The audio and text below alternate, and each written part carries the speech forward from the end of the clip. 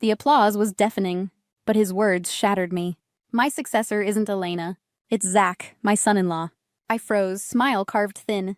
7 years of sacrifice erased in one sentence. Hi, my name is Elena. I am 30 years old. I had planned that night. The speeches, the lights, the celebration, all for my father's legacy. But he erased mine. Not because I failed. Not because I lacked skill. But because I was his anxious, fragile daughter. A woman unfit to lead. That night marked the end of my family. And the beginning of my rebellion. And trust me, betrayal was only the first cut. Before we continue, if you love these stories, please subscribe to our channel. And now let us know where you are listening. In the comment. 7 years. 7 years of late nights and skipped birthdays. I learned every contract, every supplier, every secret handshake. I carried that company like it was my child. My father promised me again and again, "One day, Elena, you'll take the helm." I believed him. How could I not? I was his only daughter, his blood.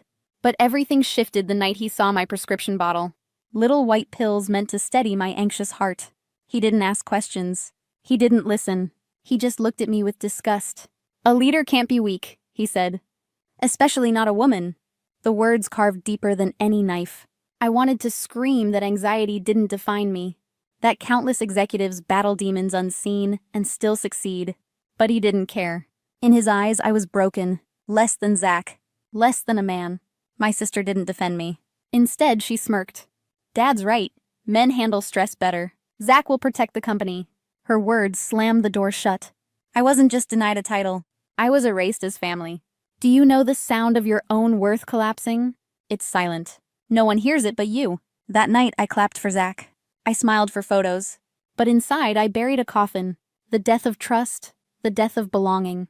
I walked away early. No one chased me. No one noticed. Because in their story, I wasn't the hero. I was the weak daughter. The anxious girl. The woman unfit to lead. But pain has a way of planting seeds you don't expect. I resigned within weeks. No farewell speech. No golden watch. Just silence. I boxed my files, cleared my desk, and walked away. The company I had poured my 20s into became a ghost. I rented a small apartment across town. White walls, one chair, one desk. It felt like starting over at 30. My mother called sometimes. Her voice soft, pleading. "Elena, forgive your father. Family matters more than pride." But pride wasn't the wound. It was betrayal. It was the taste of being dismissed for my gender. At night, I ate alone. Microwave dinners on chipped plates. I scrolled through photos of family gatherings I wasn't invited to.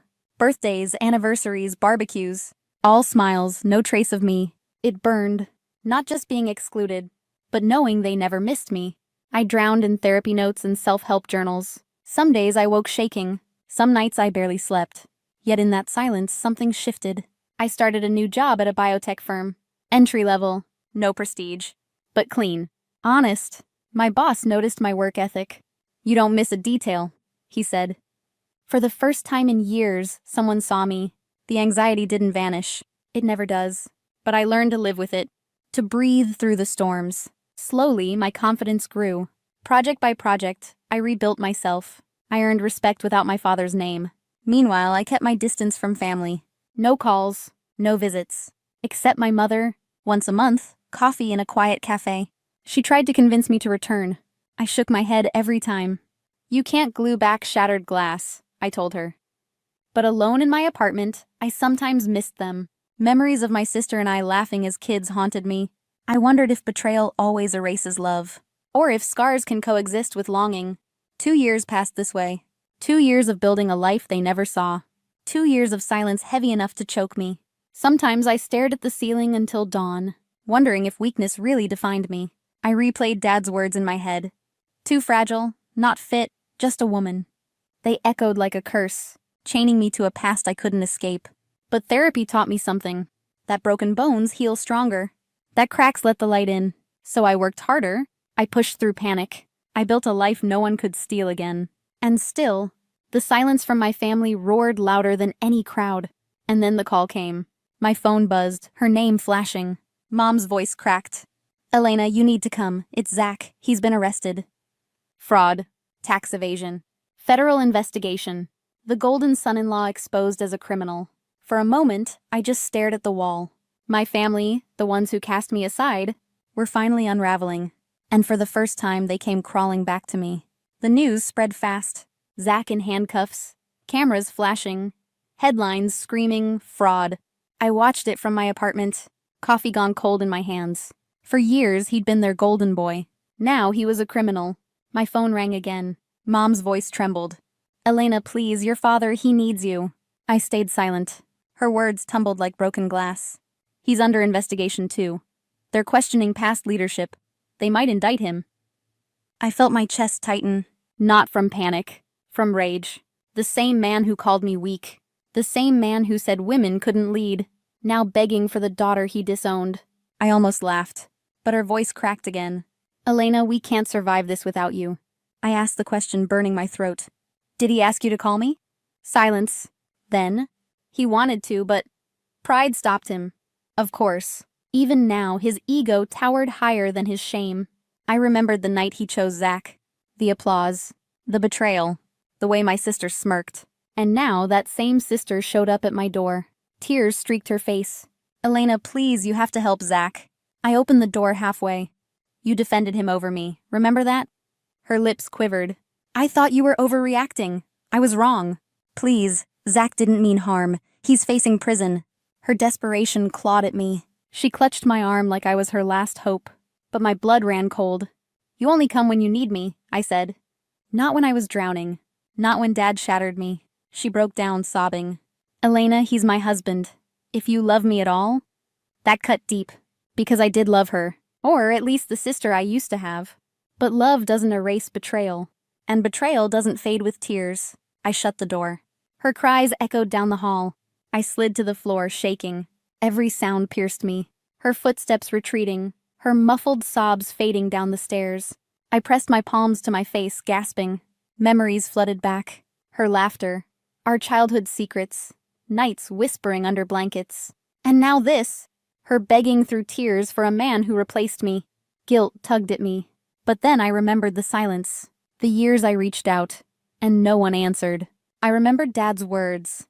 "You're too fragile, Elena. Too soft. Too much a woman." Those words scarred me deeper than any fraud charge ever could.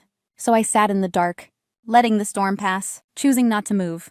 Part of me wanted to collapse into old habits, to rush back, fix everything, be the good daughter. But another part whispered, "They only value you when they're desperate." And for once I listened. For once I chose me. But my father wasn't done. He came to face me himself. He came 3 days later.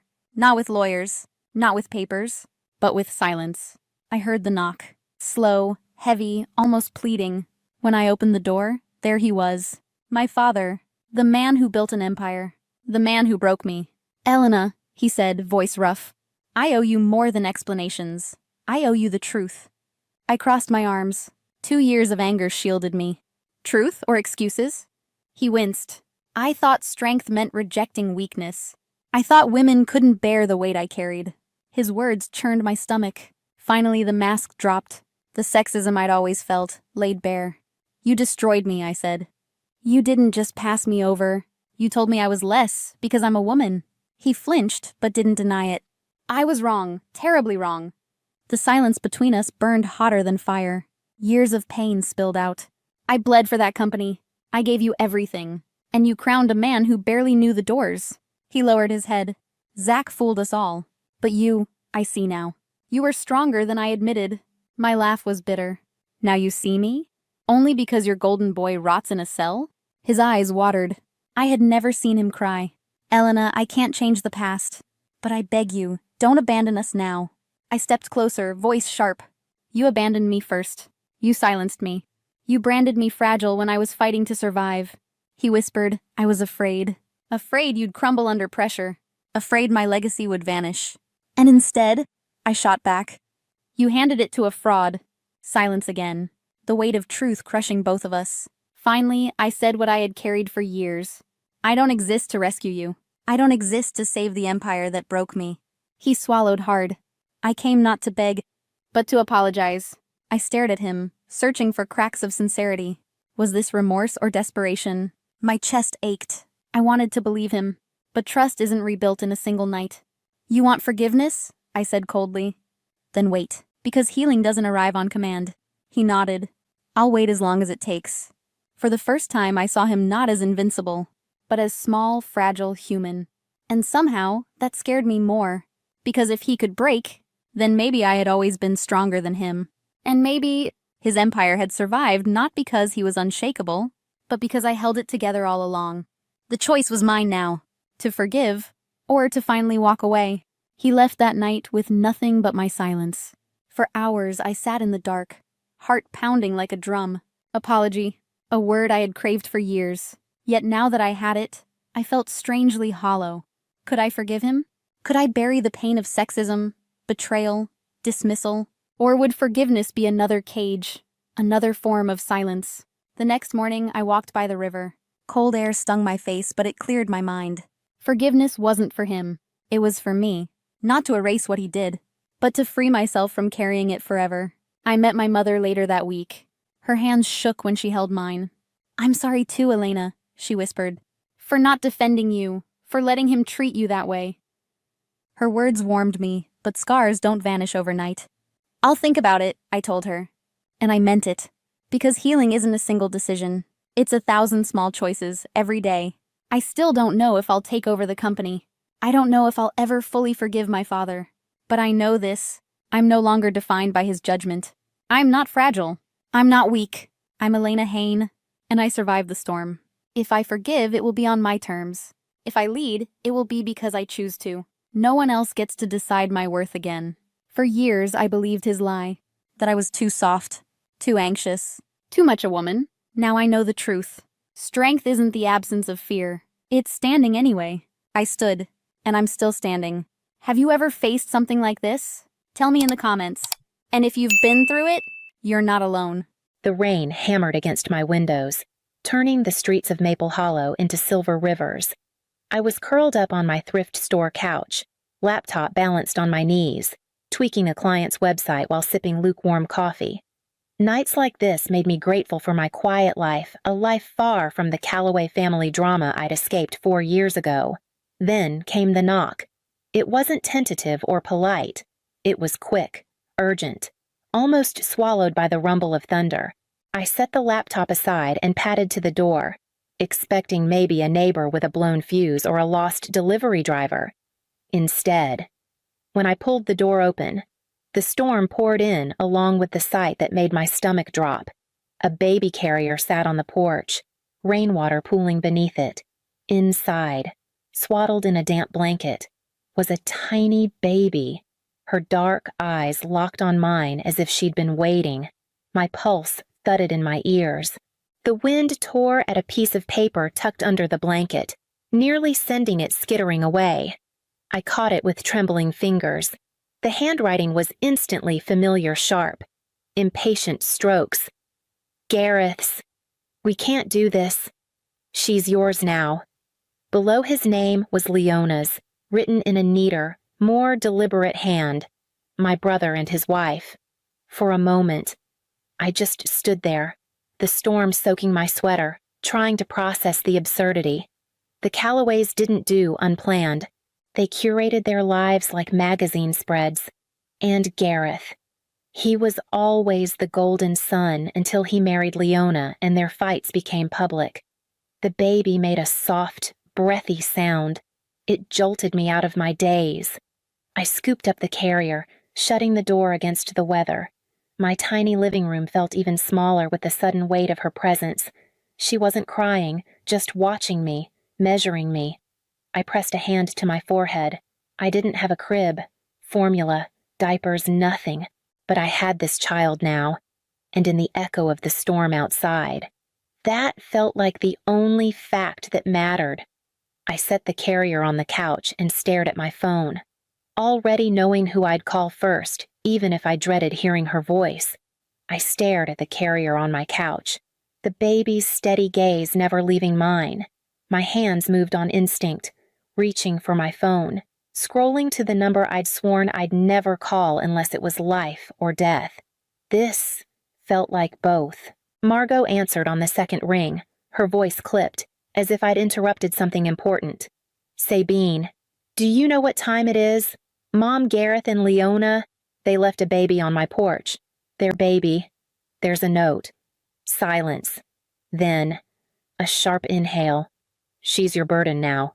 What no? You heard me. This is exactly why Gareth couldn't trust you to handle things discreetly. Keep this quiet. Do not involve anyone who can drag the family name into this. I'm not equipped for your brother made his choice. Now you make yours. Your father agrees. I heard the muffled sound of Philip's voice in the background. Then the final blow. Do not call here again about this. The line went dead. I sat frozen. The hum of the refrigerator loud in the sudden stillness. The baby shifted slightly, the blanket slipping just enough for me to see her tiny fingers curl into a fist. I thought about dialing social services, my thumb hovering over the contact, but the image of her being taken away to strangers, shuffled from home to home, tightened something in my chest. Instead, I lifted the carrier onto the dining table and pulled out the note again. Beneath it, crumpled in the folds of the blanket, was a half-completed birth certificate application. No full name, just a date, December 21st, winter solstice. Light in the darkest time, I whispered, brushing my hand over her cheek. Isla, that's who you are. Her eyes closed, lashes brushing her skin, and I realized there was no going back. She was mine now, in every way that mattered. I reached for my keys, knowing the first of many late-night errands was waiting. The first week with Isla felt like stumbling into a life I'd never trained for.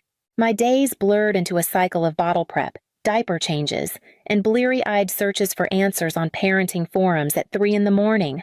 Every time I sat down to work on a client's site, she'd fuss or need feeding. I learned to type one-handed while cradling her, my shoulders aching from the constant juggle.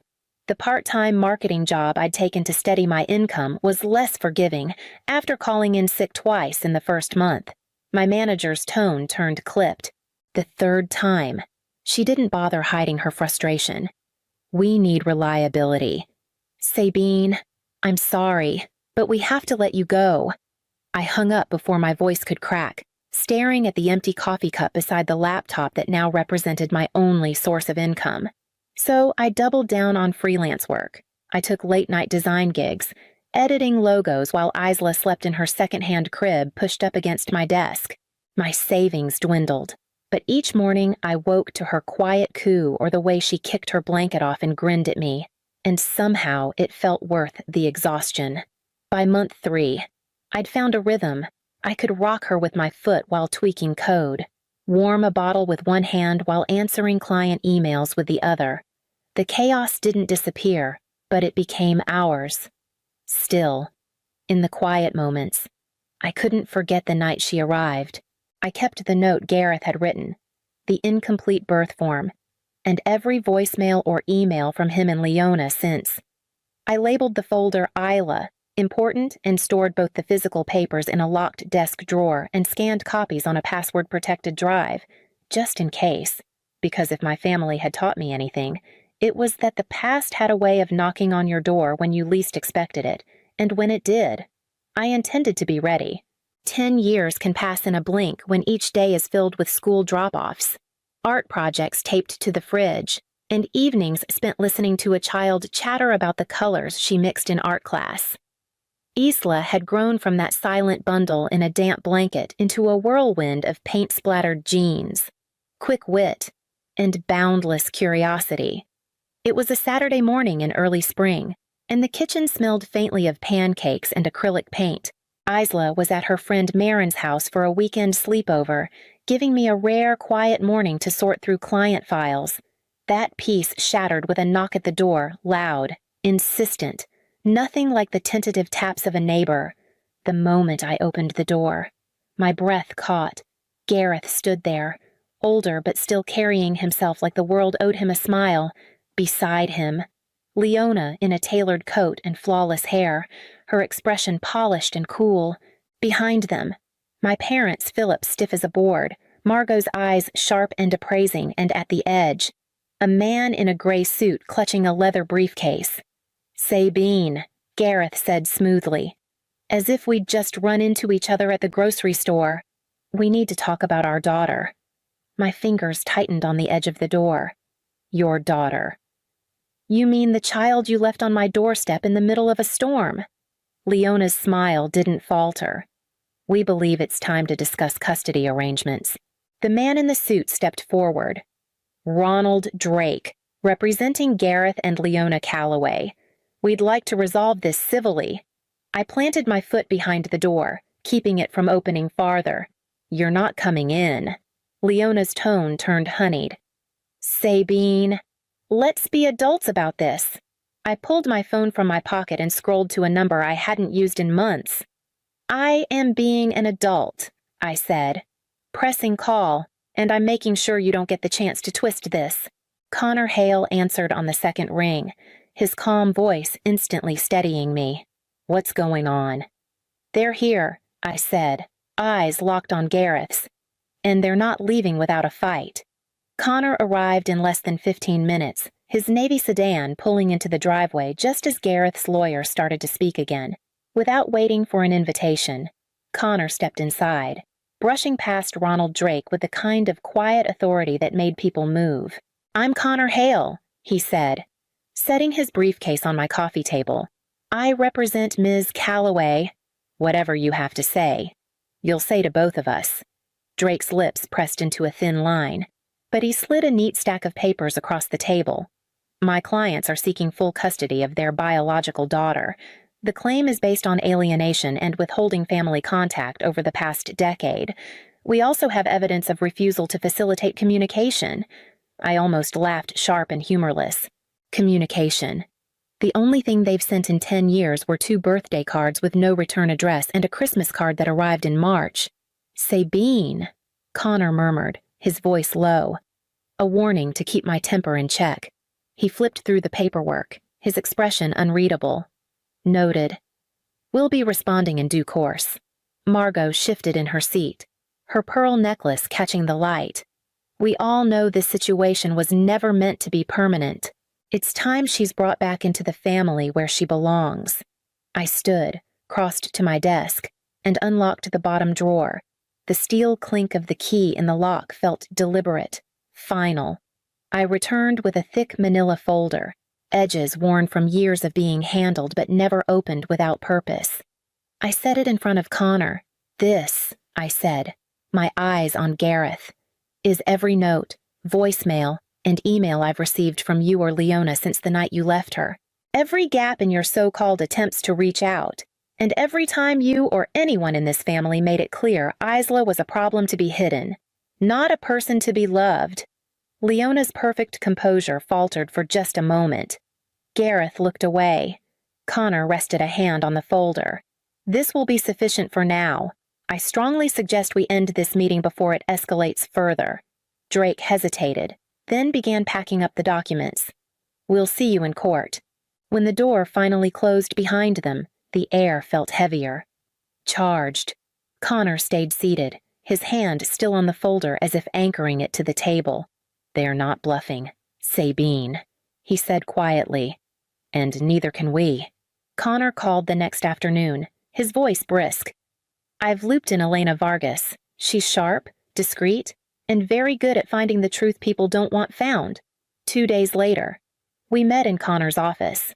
Elena was tall, with a cool, assessing gaze and a leather satchel stuffed with files. She spread them across the desk without preamble. Your brother and his wife didn't suddenly remember they have a daughter. She said, they remembered a trust fund. She tapped a highlighted clause in a photocopied will. It was my grandmother's, my father's mother. She'd left a $2 million trust for Gareth's firstborn, but there was a condition the child had to be raised within the Calloway family to access it. The funds were locked until Isla turned 18, but if they got custody now, they'd control it as trustees. My stomach twisted. So this was never about her. Not in the way they want the court to believe. Elena said, and it gets worse. She slid over a stack of glossy photographs. Gareth and Leona at charity galas, ski resorts, on the deck of a yacht, dates stamped in the corners covering almost every year since Isla's birth. Not one picture hinted at a struggle or the kind of hardship they'd insinuated in Drake's custody filing. They've had money, connections, and time. Elena continued. They just didn't have access to that trust. Until now. When they realized there's a way to get it. Connor leaned back, watching me absorb it all. This changes the narrative. We're not just defending custody, we're exposing a financial scheme. I picked up one of the photos. Gareth laughing with a champagne glass in hand. Leona beside him in a gown that probably cost more than my rent for a year. My fingers tightened on the edges. They're going to spin this, Connor warned. They'll say the trust was meant to secure her future, that they're financially stable and can provide more than you can. I met his gaze. Then we prove stability isn't the same as love, and that their idea of providing has nothing to do with Isla's needs. Elena slid the will back into her satchel.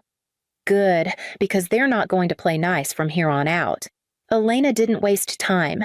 Within a week, she'd arranged meetings with people who had seen more than my family ever wanted them to. The first was Martha Gaines, my next-door neighbor since I moved to Maple Hollow. She sat at my kitchen table, hands wrapped around a mug of tea. I never forgot that night. She said rain was coming down in sheets. I saw Gareth's car pull up. He and Leona carried the baby carrier to your porch, set it down, and left. Didn't even knock. Didn't check if your lights were on. Just drove off. Her words hit like a replay of the memory I couldn't shake. She signed an affidavit before leaving, her voice steady, her eyes kind. Next came Claudia Mendez, who had worked for my parents for over a decade before they let her go 2 months ago. She laid out a folder of photocopies on Connor's desk emails, typed notes, and a printed custody agreement template dated 6 months before Gareth ever knocked on my door. They were planning this for a while. She said, "Your mother called you a temporary solution." They wanted to wait until the timing worked for them, if I had any lingering illusions about their motives. They crumbled right there. The final meeting was with Derek Sloan, Gareth's former business partner. He met us in a coffee shop, eyes darting toward the windows as if he half expected Gareth to walk in. "It's about the trust fund," he said bluntly. "Always was. Gareth told me they'd get Isla back, access the money, and invest it into a new venture.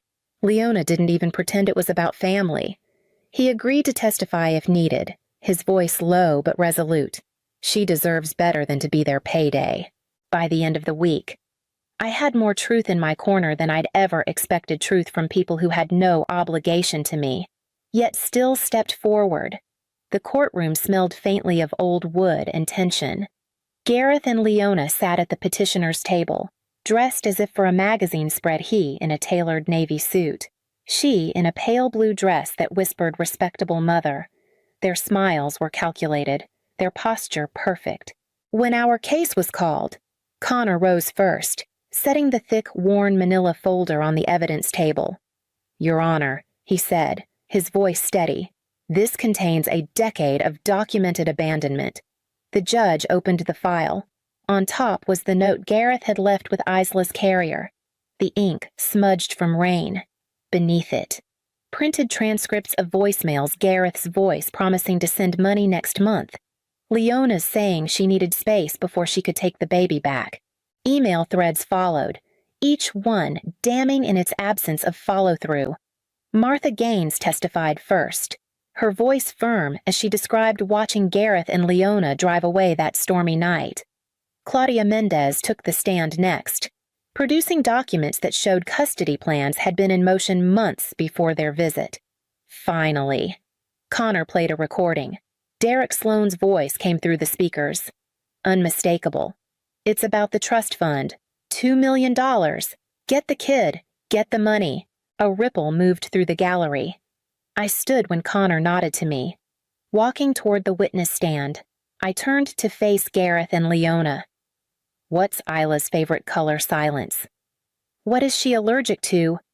Leona's lips parted, but no words came. Her best friend's name. The sport she plays. Nothing. I turned back to the judge. "They don't know her, Your Honor. They've never tried."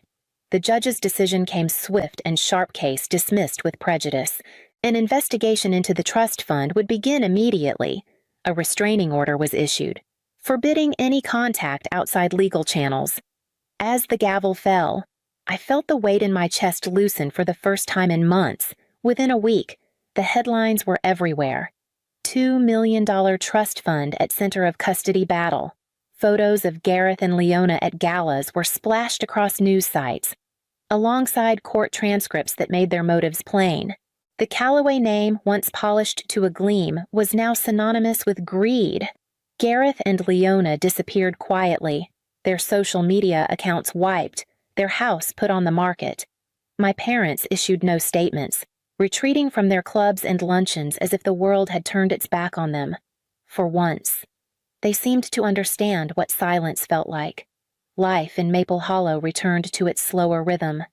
But inside our home, something had shifted. One evening, after homework and dinner, Isla sat across from me at the kitchen table, fiddling with a pen. "I've been thinking," she said, glancing up. "I don't want my last name anymore. Not theirs." I set my fork down. "What do you want instead?" "Yours," she said simply. "I want to be Isla Hart. Hart, my mother's maiden name, the one I'd taken back when I left the Calloway estate for good." I hadn't expected to hear it from her, but the way she said it clear, certain, left no room for doubt. "That's a big change," I said carefully. "I've thought about it for months." She replied, "You chose me that night. I want to choose you back. All the way." My throat tightened. "Then we'll make it official."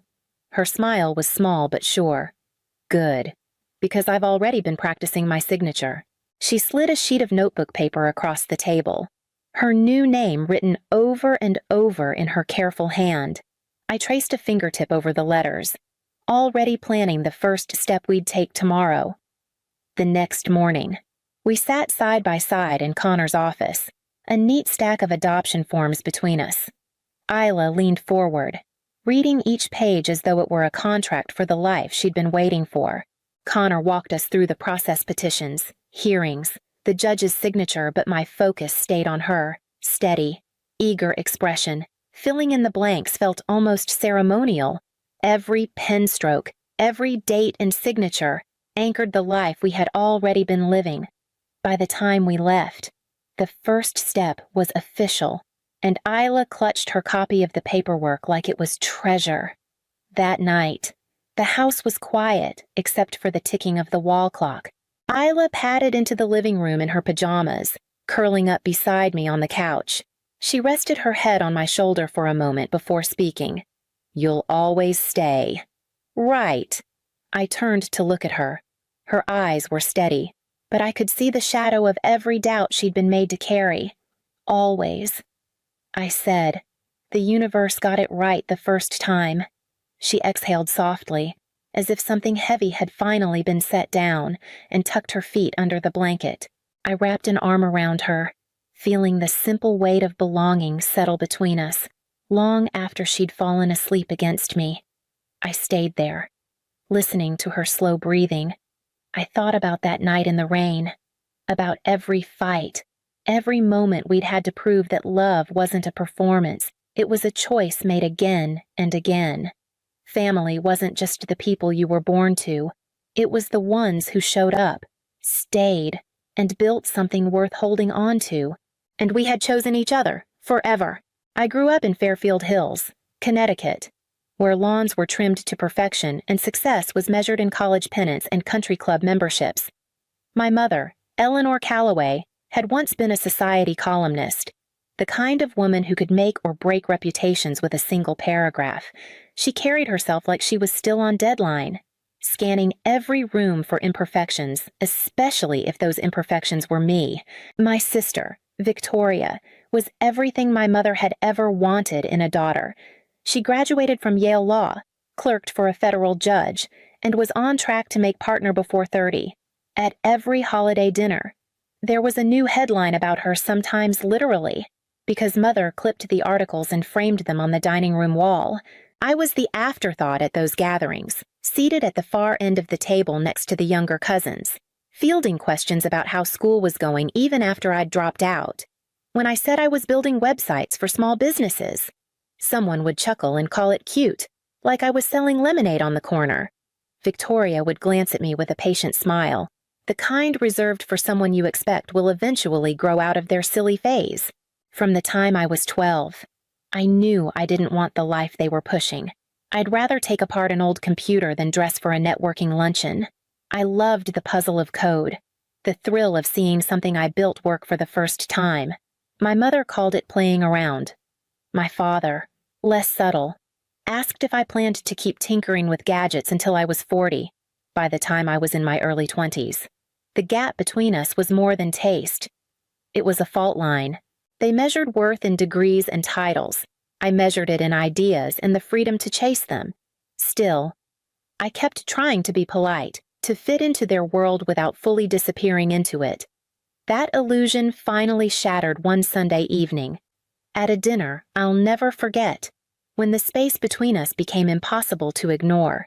The table was set with Eleanor's best china, the kind she only used when there was an audience. Crystal glasses sparkled under the chandelier, and the air smelled faintly of her signature roast chicken. Relatives filled every seat, conversations flowing about new promotions, Ivy League acceptances, and Victoria's latest court victory. I'd been quiet all evening, waiting for my turn to speak. When the plates were cleared for dessert, I set down my fork and said, "I'm not going back to Columbia next semester." The clink of silverware stopped. I'm focusing full-time on my business. I already have paying clients and a plan to scale. For a beat. No one moved. Then Eleanor leaned back in her chair, her eyes narrowing. "Your business," she repeated, as if tasting something spoiled. "Is that what you call those little websites you play with? They're not little. They bring in revenue. And Her hand slammed the table. "Get out, you lowlife." The words sliced through the room like broken glass. A cousin coughed into his napkin. Victoria's lips curved into a knowing smirk. I felt the heat crawl up my neck but kept my voice steady. "If that's how you see me, then I will." I stood, the legs of my chair scraping against the polished floor. No one tried to stop me. No one asked me to explain. Upstairs, I packed quickly laptop, a few clothes, my worn leather backpack. Each item I stuffed inside felt like a piece of the life I'd been quietly building behind their backs. When I came down with my things, Eleanor didn't look up from pouring coffee. My father murmured something to a guest, as if the scene unfolding in his home was a minor inconvenience. I walked out into the cool night air, closing the door softly behind me, and knew I would never step over that threshold the same way again. The street was silent, the only sound the faint hum of my own resolve as I headed toward the train station, bound for whatever came next. The apartment was barely 400 square feet, tucked above a deli that kept its lights on until 3 in the morning. The pipes groaned every time a neighbor turned on the tap, and the radiator clanked like it was in protest of being asked to work. My furniture came from yard sales and the curb on trash night. A chipped desk wedged between the kitchenette and the window became my command center. From that cramped space, I launched my idea, an online marketplace where boutique artisans could sell their work without being swallowed by the big e-commerce platforms. Potters in small towns, jewelry makers working from kitchen tables, painters with no gallery connections. I wanted them all to have a place where their craft was the focus, not lost in a sea of mass-produced junk. I built the site myself, coding late into the night, tweaking layouts and payment systems until my eyes burned. I sent emails to shop owners I'd found online, introducing myself in the platform. Most didn't reply. A few did, but their first question was always the same. "Where did you study?" When I admitted I didn't have a degree, their tone shifted. Some simply stopped responding. Others offered polite but final no's. Rent and utilities drained my small savings. I stretched meals by skipping breakfast, living on instant noodles and cans of beans. I took odd tech repair jobs from neighbors fixing a glitchy phone, untangling a stubborn printer to cover the cost of web hosting. One night, After sending out a batch of proposals, I checked my inbox. Another rejection, this one from a boutique in Vermont. The owner's last line read, "Maybe come back when you have real credentials." I closed the laptop, leaned back in my chair, and stared at the water-stained ceiling. The city noise outside faded into a dull hum, for the first time since leaving home. I wondered if my mother had been right that without the right paper hanging on the wall, I'd always be a step behind, but morning always came. And with it, another chance to prove otherwise. The next day, I packed my laptop and headed to a free small business meetup I'd seen posted on a community board, hoping the room would hold at least one person willing to listen. The seminar was held in the back room of a public library, its folding chairs arranged in uneven rows. About 20 people showed up, most in business casual, a few in paint-splattered work shirts. I sat near the back, notebook open, trying to blend in. The speaker was Marin Hollis, founder of a small but successful logistics software company. She wasn't polished in the way I expected. Her blazer sleeves were rolled up, and she spoke plainly, with the kind of authority that comes from surviving more than one failed launch. She walked us through supply chains, inventory tracking, and the hidden inefficiencies that quietly drain small businesses. After the talk, most people left quickly, but I lingered, working up the nerve to approach her. When I finally did, I nearly dropped my homemade business card as I handed it over. "I run a marketplace for artisans," I said, voice steadier than I felt. "No degree, no investors, but real clients and real sales, at least. When I can get them." Marin studied me for a moment before asking, "Do you have customer data?" I opened my laptop and showed her my tiny but growing list of sellers, along with their order histories. She scrolled through the spreadsheets, her expression unreadable. Then she leaned back. "You're thinking too small. Selling one handmade scarf at a time is slow. But your order system, what if you sold that to 50 shops at once? Give them the tools, not just the storefront." Her words hit me like a blueprint snapping into place. I'd been so focused on attracting individual sellers that I hadn't considered turning my platform into software for entire retail networks. We spoke until the library staff started stacking chairs. As I walked back into the cold night, my mind was already rewriting everything: name, strategy, scope. By the time I reached my apartment, I knew the marketplace was over.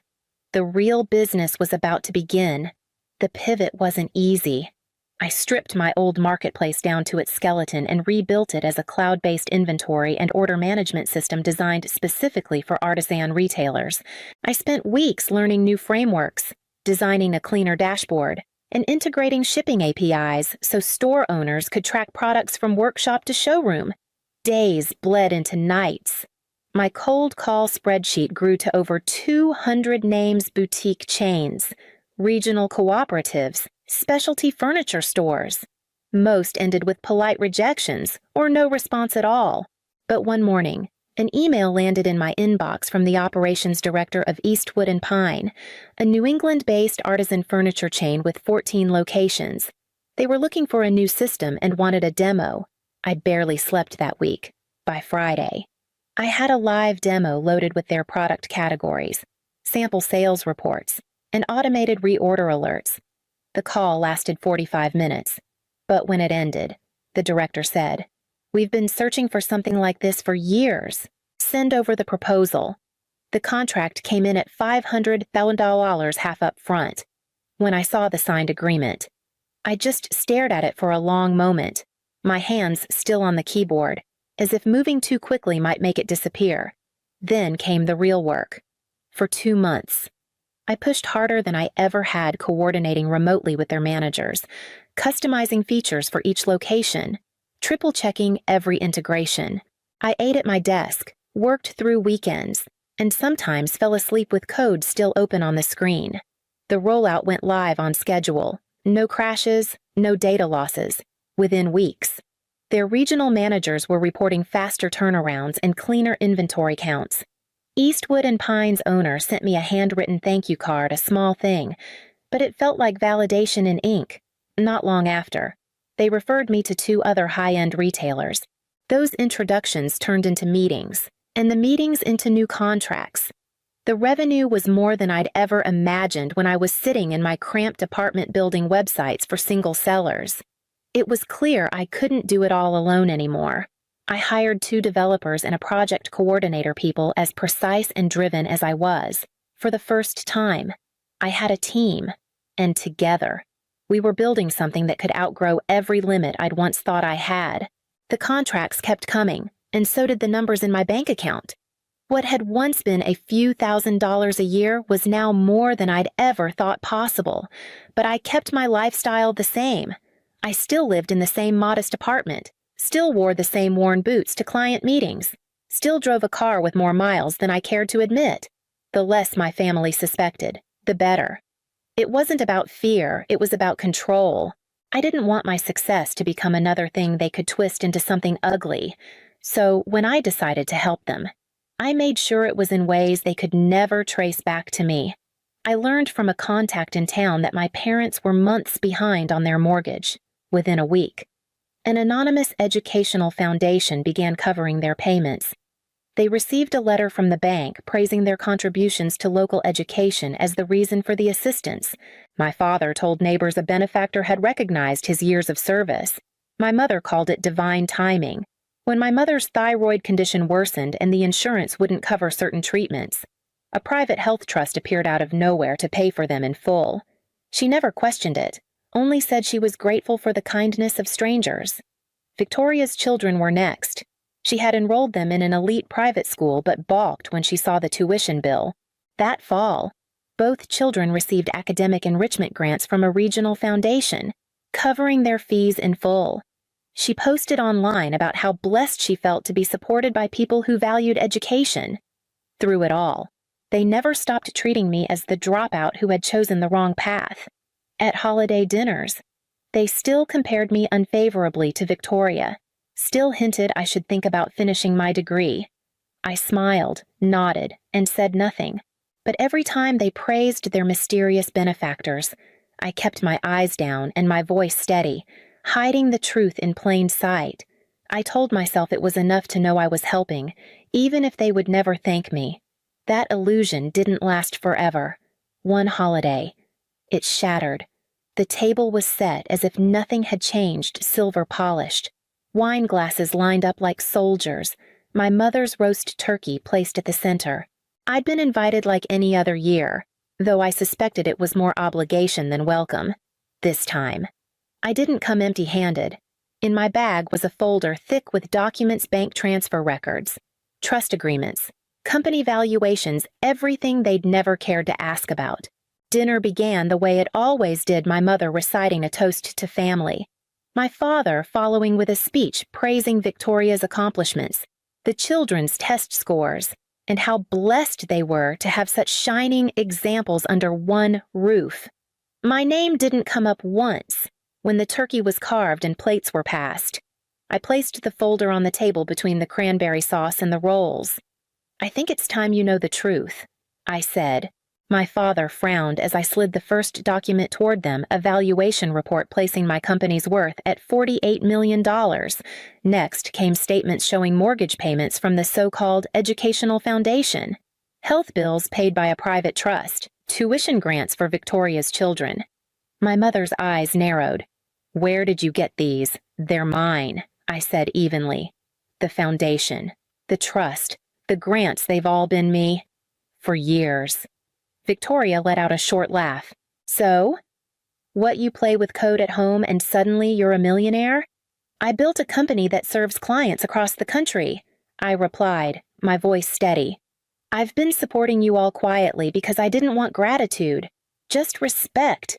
"You're lying," my mother snapped, her voice sharp enough to cut through the room. I stood, tucking the documents back into the folder. "If you think I'm lying, then you won't miss the help. As of today, it's over." No one moved as I took my coat from the back of my chair. I walked out into the cold night, the sound of their muffled voices behind me fading with each step.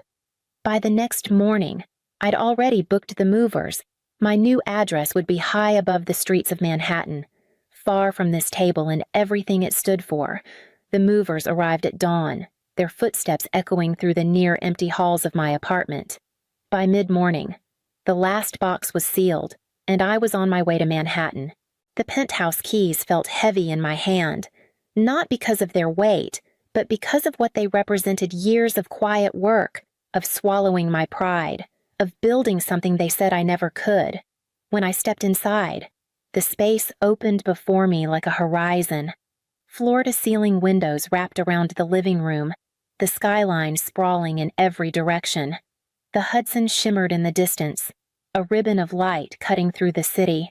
White oak floors caught the winter sun, and the walls were bare, waiting for me to decide what belonged there.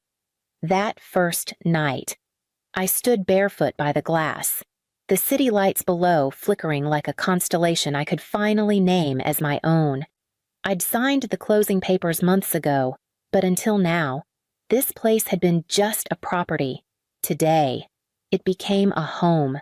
Within a week, the new headquarters for my company opened on the top floor of a glass tower in Midtown.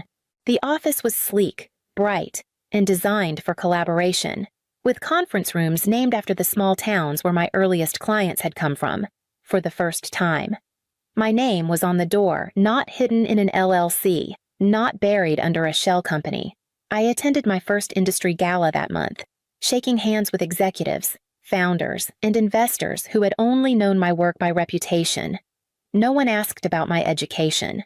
No one measured my worth against a piece of paper. They measured it in what I'd built, and that was enough. Manhattan had always been the backdrop of someone else's story in my family's eyes. Now, it was the setting for mine, and I intended to write every chapter without asking anyone's permission. Success felt different when it wasn't just mine to hold. In the spring, I launched the Callaway Catalyst Fund, a grant and mentorship program for entrepreneurs who, like me, had chosen to build without the stamp of a degree. I wanted to find the ones who were quietly working in borrowed spaces, holding their ideas together with determination and borrowed Wi-Fi. The first grant went to a 22-year-old named Elena, who was developing a scheduling and patient tracking app for clinics in rural areas. She'd been juggling part-time jobs to keep the project alive, coding at night on a second-hand laptop that overheated every hour. The grant covered her living expenses, new equipment, and connected her with mentors who could help bring the app to market when the announcement went public. The story caught more attention than I expected. Industry blogs picked it up, then business journals, then a feature in a national magazine. Headlines called me a champion for non-traditional founders and proof that the path less taken can still lead to the top. It wasn't about the praise, it was about the shift. Emails began pouring in from people across the country, each one a reminder that there were more of us out there than anyone wanted to admit. The fund wasn't just giving money, it was giving permission. Something I'd learned can be harder to find than capital. Standing on the balcony of my penthouse one night, I thought about Elena, about the other applicants still waiting for their chance, and about the younger version of myself who had needed someone to believe she wasn't wasting her time. That was when the call came, one that would reopen a door I thought I'd closed for good. 2 weeks after the fund's launch, my phone lit up with a number I hadn't seen in months. Eleanor's voice was softer than I remembered. "I'd like to see you," she said, "just to talk." We met at a small cafe tucked between brownstones, the kind of place where the noise never rose above a murmur. She arrived in a simple coat, no dramatic entrance, no sharp glance. For a while, we just sipped our coffee. "I was wrong," she said finally. "About what matters, about you." I didn't rush to fill the silence. "I can't change how things were," she added, "but I'd like to know you as you are now." I set my cup down. Then it starts with respect. No comparisons. No conditions. She nodded, and for once, there was no edge in it.